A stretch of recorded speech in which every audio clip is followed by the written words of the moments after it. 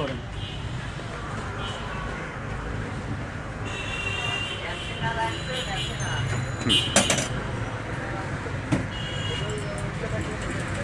ওই কয়েকজন অশ্বারোহী এসে বাংলায় পৌঁছালো, সাথে সাথে বাংলার যে অ্যাডমিনিস্ট্রেশন ছিল ভেঙে পড়লো। কত সালে এটা? এটা এই 1000 সামথিং সালে আর কি। ইখতিয়ার উদ্দিন মোহাম্মদ বিন বখতিয়ার খিলজি। তারপর অনেকদিন দেশ চালালো। দেশের মানুষের সাথে প্রশাসনের আসলে কোনো সংযোগ এবং আত্মিক সম্পর্কটা কখনোই ছিল না। তখন শাসন করতো শাসকরা, খাজনা দিত, আর গরিব হালতে জীবনযাপন করতে। এই হচ্ছে বাংলার দর্শন। এরপরে লোকাল হিন্দু এবং মুসলমানরা মিলে একটা কমিউনিটি মোগলদের থেকে স্বাধীন একটা সত্তা লাভ করলো। করার পরে 1757 সালে Lord Clive the second in command ছিল, ফার্স্ট ইন কমান্ড ওয়ার্ড না ছিল, এসে মির্জাফরদের সাথে নিয়ে দেশটা শাসন শুরু করলো। দেশটা চলে গেল ওদের হাতে। কয়েকজন লোক তাদের হয়ে, নন্দলাল, তারপরে হচ্ছে তখনকার দিনের যারা অ্যাডমিনিস্ট্রেশন ছিল, দিব্যি অনেক দিন দেশ চালালো। বাংলা হচ্ছে ওই ফুকো ঘুম হলো, পাড়া জোড়ালো, বর্গি এলো দেশে। এই বর্গীদের সম্পর্কে অনেকেই জানে না। সেটা হচ্ছে বাংলায় সম্পদ হতো প্রচুর, কৃষিপ্রধান দেশ। সম্পদ মানুষজন মাটির নিচে গর্ত করে পুঁতে রাখতো বর্গির ভয়। তো মধ্য ভারত এবং দক্ষিণ ভারতের, দক্ষিণ পশ্চিম ভারত থেকে বর্গিরা আসতো, এসে মানুষের ধন ধন সম্পত্তি, গরু ছাগল লুটপাট করে নিয়ে যায়। মানুষ একেবারে নিঃস্ব হয়ে যায়। এই বর্গিরা আবার আমাদের উপরে সেই আক্রমণ শুরু করে। আমাদের সাগর, আমাদের নদীর পানি, ইলিশ মাছ এবং শুনি ক্রস ডিলিং করে গ্যাস সবই নিয়ে যাচ্ছে। আমরা এই বর্গীদের বিরুদ্ধে কোনো রকম যে এক ধরনের প্রতিবন্ধকতা তৈরি করব, প্রতিবাদ করব, সেই ভাষা আমরা হারাই। কেন ভাষা হারিয়ে ফেললেন কেন? দেশের মানুষ বোঝে না? কথা বললে মানুষ হারা যায়। আমিও হারাই যেতে। দেশের মানুষ বোঝে না এসব। মানুষ তো 1757 সালে হাল চাষ করতে চায়। কে শাসন করলো, কি শাসন করলো, শাসকদের সাথে মানুষের কোনো সম্পৃক্তি না। একটা জিনিসই যে ভাই আমি কাজকাম করে টুকটাক মুদির দোকান করে খাবো, তুমি আমার ডিস্টার্ব করবে না, খাজনা নিবা, ট্যাক্স নিবা, আর যখন যা কইবা শুনবে। মানুষের কনসেপ্ট হয়ে যায়। মানুষ শিক্ষিত হতে পারেনি, মানুষ গণতান্ত্রিক হতে পারেনি। কেন বর্তমান সময়ে তো সব কিছুতে অনেক ডেভেলপমেন্ট, তথ্য প্রযুক্তিতে মানুষ এখন অনেক ফাস্ট। এখন হাতে হাতে মোবাইলে ইন্টারনেট। শিক্ষিত মানুষ আপনার কাছে বলা যায়, সেটা হচ্ছে যে অনেকে মনে করে ভারত তীর্থরাজ্য, সে অনেক উন্নতি হয়েছে। কিন্তু ভারতের হয়েছে কি, আকাশে রকেট ছাড়ছে, বড় বড় প্লেন বানাইছে, জাহাজ বানাইছে, যুদ্ধ জাহাজ বানাইছে, কিন্তু দেশটাকে উন্নত হয়েছে। দেশটাতে এখনও মেজর মানুষ তাদের জীবন ধারণের মিনিমাম যে মান, সেই মানেরই নিচে বাস করে। তো বাংলাদেশের উন্নয়ন হচ্ছে অবশ্যই। চীনের ক্ষেত্রেও তো তাই। হ্যাঁ, চীনের ক্ষেত্রেও তাই, পৃথিবীর অধিকাংশ দেশের ক্ষেত্রে। কাজে উন্নয়নটাকে আপনি ওইভাবে দেখতে পারবেন। আর এই উন্নয়ন কি, ক্রিকেটে আমরা প্রথম হয়েছি, এখানে সরকারের কোনো কন্ট্রিবিউশন আছে? আমরা গার্মেন্টসে ভালো করছি, গভর্নমেন্টের কোনো কন্ট্রিবিউশন। সিভিলিয়ানরা তো সরকার সাপোর্ট দেওয়ার জন্যই তো ভালো কিছু করে। কোনো সাপোর্ট দেয় না। আমাদের প্রচুর প্রতিবন্ধকতা। আমাদের চাষ করতে দেয় হচ্ছে বলদ দোয়ায় আমরা দুধ বার করি। এখন তো ট্র্যাক্টর নেমে গেছে, বলদ তো এখন বিলুপ্ত ওই প্রায়। তো যাই হোক, যে এখন সার দোয়ায় আমরা দুধ বার করি। আমরা গাভী পাই না, বকনা পাই না, আমাকে যা দেয় তাই দিয়ে বাঙালিরা দুধ বার করে, বুঝলেন? তো এইখানে বাঙালির সামগ্রিক প্রচেষ্টায় দেশটা আগায় যাচ্ছে। না, ইন্টারন্যাশনালিও তো বাংলাদেশ এখন অনেক বেশি ব্র্যান্ডিং আগে। হ্যাঁ, ব্র্যান্ডিং। এটা বাংলাদেশের জনগণের কৃতিত্ব। এখানে সরকার অথবা কোনো বিশেষজ্ঞের কৃতিত্ব নেই, ওভারঅল জনগণের কৃতিত্ব। জনগণ তার প্রচেষ্টা বেশি আগায় যাচ্ছে। আমি যেটা বলছিলাম, সেই বর্গীদের থেকে সাবধান হতে হবে এদের বাঁচাতে।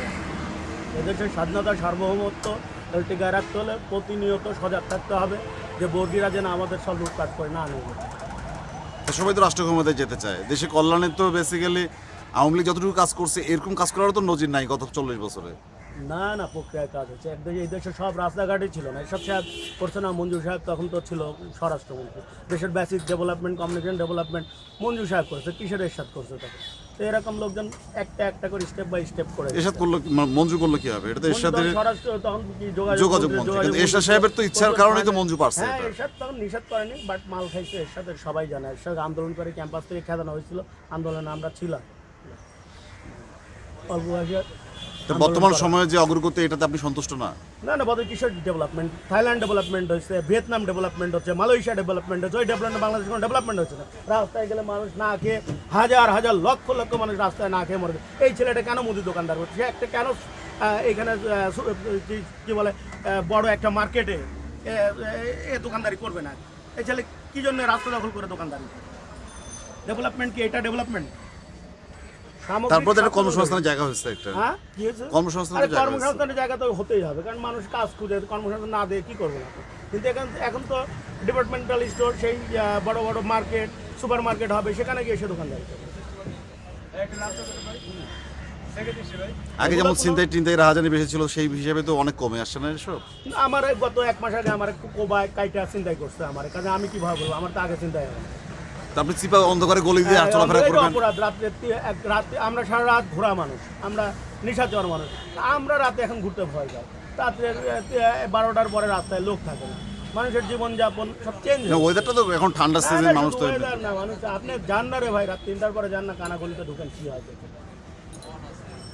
মানুষ নিজের ভিতর থেকে নিজের সীমাবদ্ধ হয়ে গেছে। তো এখন তো যোগাযোগ ব্যবস্থা যে ডেভেলপমেন্ট, ঢাকা শহরে মেট্রো রেল, তারপরে আপনার এলিভেটেড এক্সপ্রেস করছি না তো, উন্নয়নের সবসময় পক্ষে আমি, তাই না? সবসময় উন্নয়নের পক্ষে। এবং মাননীয় প্রধানমন্ত্রী তো উন্নয়ন হতে হবে সামগ্রিক, উন্নয়ন হতে হবে ব্যালেন্সিং। একদিকে আপনি উন্নয়ন করবেন, আর একদিকে মানুষ আরও দরিদ্র থেকে দরিদ্র সীমার নিচে চলে যাবে। ঢাকা শহরের রাস্তাঘাটে তাকানো যায় নাকি মানুষের দিকে? এখন তো ক্যাপাসিটিটা তো ওইভাবে গড়ে উঠছে জন্য তো আপনার যানজট বেড়ে গেছে। আপনারা ক্যাপাবল না, আপনি নেতৃত্ব দিতে পারেন না, দেশকে আর অন্ধকারের দিকে ঠেলে দেন। এটা এখন কিছু কিছু কাজ করে দেখেন, আমরা আকাশে গেছি, আসমানের কাছে। আপনারা এগুলো ছেড়ে দেন, ক্যাপাবল লোক যারা হাতে দেশ দেন, তারা ভালোভাবে চালায়। কারা ক্যাপাবল? এটা আছে লোকজন আছে, ইয়াং ছেলে পেলে আছে, অনেক ইয়াং। আপনি নিজে ক্যাপাবল না, আপনার হাতে দিন। রাষ্ট্র ক্ষমতা তো অত সহজ না। খুব সহজ রাষ্ট্র ক্ষমতা, ওই যে সহজ না জন্যই তো যারা ধরছে তারা ছাড়ে না, আঠার মতো লাগে আছে। ইস্ট ইন্ডিয়া কোম্পানি ওই ক্লাইভদের মতো কোনো রকমের বসে গেছে, তো সহজ হয়ে গেছে তাদের জন্য। না, এখন আপনি যদি এখন একচেটেভাবে যদি একটা পক্ষ নিয়ে কথা বলেন, আমি তো একটা দল করি, আমি তো বলবো আমার কাজে বিরোধিতা করা, যদিও তো গঠনমূলক সমালোচনা করেন, সরকার ডেভেলপমেন্টগুলো নিয়ে কথা বলেন। যে ডেভেলপমেন্ট হচ্ছে এটা কোনো স্যাটিসফাইড না আমরা, কারণ হচ্ছে পৃথিবীর সমসাময়িক যে দেশগুলো এত পরিশ্রমী না, দেশগুলোর লোক এত শিক্ষিত না, তারা অনেক বেশি আগাইছে আমাদের। ওই তুলনায় আমরা কোনো ডেভেলপমেন্টই হয় না, আমরা পিছিয়ে গেছি। তুলনামূলকভাবে গত 7 বছরে তো আমরা অনেক আগাই গেছি, তাই না? সেটা আপনি বলতে পারেন, কিছু কিছু ডিসিশন আপনি বলবেন 7 বছর আগাইছি, 70 বছরও আগাইছি, 100 বছরও আগাইছি। আমার জন্মটাই তো একটা আগানো, আমি ছিলামই না পৃথিবীতে, আমি সেটা আগানো না, আবার আরও আরও কন্টিনিউ প্রোডাকশন আছে, এগুলো তো আগানো। তো সর্বশেষ আপনার কোনো পরামর্শ? আধুনিক তথ্য প্রযুক্তি, আধুনিক কমিউনিকেশন প্রযুক্তি এবং ওভারঅল সায়েন্সকে ব্যবহার করে একটা পৃথিবী যে মডার্ন পৃথিবীতে রূপান্তরিত হতে পারে, এরকম করতে অনেক সময় লাগে না, খুব অল্প সময় একটা দেশকে ডেভেলপমেন্ট করা যায়। সেটা করার মতো চিন্তাশীল লোকই নাই না, কিন্তু বাংলাদেশের রাজনীতি তো কিছু আমলাতান্ত্রিক জটিলতায় তো না, আমাদের দোষ দিয়ে লাভ নেই। সব এখন ওই আমলা টামলা গেছে, এখন সব দোষ হচ্ছে শাসক শ্রেণী। শাসক শ্রেণীরা খুব ক্ষমতা কৃতিগত করার জন্য গণতন্ত্রকে হত্যা করে তারা যেমন খুশি তেমন হয়। কোথায় গণতন্ত্র হত্যা হলো বলেন তো? গণতন্ত্র কিসের গণতন্ত্র? কথা বলা যায় না, কেন কথা বলা যায় না? আমরা কথা বলতেছি তো, আপনি বলতেছেন তো, আপনি তো কথা বলতেছেন। আমি তো আপনি সাহস দিচ্ছেন জন্য বলছি, না দিলে তুই দৌড় মারতাম না। কেন? সবাই তো বলতেছে। প্রেস ক্লাবের সামনে প্রতিদিন হলে 10টা করে মিটিং মিছিল হয়, মানুষ তো কথা বলে। পত্রিকা এতগুলো, 28টা টেলিভিশন চ্যানেল, বলতেছে না কথা? ছাগল মেয়াতে যান না, গ্রামে গঞ্জে যান না, দেখেন না কি অবস্থা। এমপি সাহেব আর তার চেলা চামুন্ডা মিনা কন্ট্রাক্টারি করে কি অবস্থা দেশে করে রাখছে। ওই দিন লিটন চৌধুরীর ভাই, ছোট ভাই, আমি এক স্পিড বোর্ডে পার হয়েছি এই ইয়েতে পদ্মা নদীতে। ওই পারে একজন ছোট্ট ছেলে, বয়সী কত হবে, সে রাজনীতি বুঝে কি বুঝে না, তারা রিসিভ করতে আসছে কমপক্ষে 50টা মোটরসাইকেল, 150-200 লোক তার ঘাট থেকে রিসিভ করে নিচ্ছে। একটা ভিআই মনে হয় যে প্রধানমন্ত্রী যাচ্ছে দেশে। এই ডেভেলপমেন্ট এইরকম, তার সামনে দ্বারা আপনি কোনো কথা বলতে পারবেন না, কারণ রক রায় সাইজ সবার ক্ষেত্রেই তাই। হ্যাঁ, সবার ক্ষেত্রেই তাই, কিন্তু দেশটা তো আমরা এরকম চাই না, তাই না? অন্য রাজনৈতিক দলগুলো তো একই চর্চা করে। চাইনি দেশটা আরো ভালো দেশ চাই। তো মন্দের ভালো কি আওয়ামী লীগ কি মন্দের ভালো হিসেবে কাজ করতেছে না দেশে? না, মন্দর ভালো হিসাবে আপনিও ভালো। আমি লিখতে আমি তো বদনাম করছি নাকি? আমি শেখ হাসিনা অনেক ভালো ক্যাপাবল লিডার, এবং সারা পৃথিবীতে জীবিত নেতাদের ভিতরে সবচেয়ে ক্যাপাবল লিডার হচ্ছে শেখ হাসিনা। নেতৃত্বের মানে শেখ হাসিনার কোনো মূল্যায়ন না। সে বাংলাদেশের না, সারা পৃথিবীর একজন ভালো কূটনীতিক নেতা। কিন্তু কথা হচ্ছে দেশের সামগ্রিক উন্নয়নে শেখ হাসিনার একার কাজও না, চোর চামুন্ডা দিয়ে দেশ চালাচ্ছে, দেশ চলে না। ক্ষমতায় টিকে থাকার জন্য তাকে যা খুঁজে তাই করছে, সেভাবে চলে। কোনো সাজেশন আছে আপনার জনগণ হিসেবে, দেশের একজন সচেতন জনগণ হিসেবে?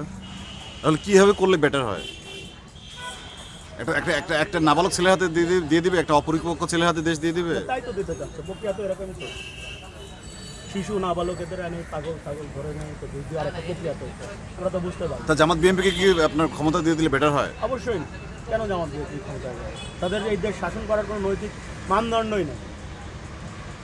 আমরা তো তারেক বিরোধী যে আন্দোলন হয়েছে 2004 সাল থেকে আমরা সক্রিয়ভাবে অংশগ্রহণ করছি এবং আমাদের এই আন্দোলনের ফসল হাসিনার ক্ষমতা আসছে। আওয়ামী লীগকে নিয়ে হাসিনা ক্ষমতা আসছে। অনেকের আন্দোলনের ফসলই, সেখানে আপনারাও ছিলেন। হ্যাঁ, আমরাও ছিলাম। তো তার ফলাফল শেখ হাসিনা ভোগ করছে এবং আমরা ভয়ে আছি কখন আমরা হারাই। আর আমরা তখনও প্রতিবাদী ছিলাম, এখন আমরা প্রতিবাদী এবং প্রতিবাদীদের তো কিছু গঠনমূলক সমালোচনা করে আসেন, ডেভেলপমেন্টে সবাই শরীক হন, অসুবিধা কি? গণতান্ত্রিক শুধু সমালোচনা করলে তো হবে না ভাই। গঠনমূলক সমালোচনা, গণতান্ত্রিক সাজেশন দেন, ভালো সাজেশন দেন আপনারা।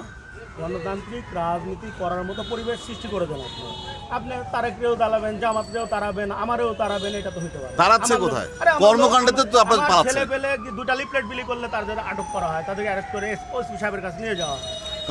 আমরা রাজনীতি কোনো রকম কোনো কার্যক্রম চালাতে পারি না। আমরা তো একটা নিবন্ধিত রাজনৈতিক দল এবং ডেমোক্রেটিক রাজনৈতিক দল, আমাদের সাথে খুব ভালো ভালো নেতা আছে, আমরা ফিল্ডে রাজনীতি করার সুযোগ পাচ্ছি। তো গণতন্ত্র না থাকলে আপনারা আবার পৌরসভা নির্বাচনে অ্যাটেন্ড করতে পারেন বলেন? তাহলে অবশ্যই গণতন্ত্র আছে জন্য নির্বাচন আছে কি? এদেশ তো গণতান্ত্রিকভাবে স্বাধীন হয়েছে, এটা বাদ দেওয়ার তো কোনো সুযোগ নাই। গণতন্ত্রকে বাধাগ্রস্ত করা হচ্ছে, গণতন্ত্র অসুস্থ করা হচ্ছে, হত্যা করতে চাওয়া হচ্ছে। তো গণতন্ত্র তো এদেশের স্বাধীন হয়েছে, গণতন্ত্র না থাকলে বঙ্গবন্ধু হতে পারতো না। গণতন্ত্র না থাকলে তো আপনারা নির্বাচন আসতেন না। এই যে গণতন্ত্রের যে মানটা নিয়ে আমাদের মানের প্রশ্ন করেন, মানটাকে ডেভেলপমেন্টের ব্যাপারে আলোচনায় আসেন। আলোচনা তো সবসময় করে, কিন্তু আমরা আলোচনা আমাদের দাম দেয় কেউ, আমরা গুনে না কেউ। এখানে গুনে চোর বাটপাট ছাত্র কেন সবাই সবাইকে না না, এখানে মিডিয়া 28টা টেলিভিশন চ্যানেল, আরো চ্যানেল আসতেছে। 28টা টেলিভিশন চোর বাটপাট ছাত্র তারা কারো দেখাইতে চায় না, কোনো ভালো কোনো, এই যে আপনি রাস্তায় দাঁড়ায় নিচ্ছেন কারণ আপনি 28টার ভিতর নাই, কিন্তু কথা 28 জনের কেউ আমাদের কাছে আসে না। ওরা বরং আমাদের দিকে পিছলা কাটা খুঁজে বিএনপির কোন চোর ভবিষ্যতে ক্ষমতায় আসতে যাবে তার ছবি তুলে। বুঝছো ভাই, মেলা হয়েছে রাহেল।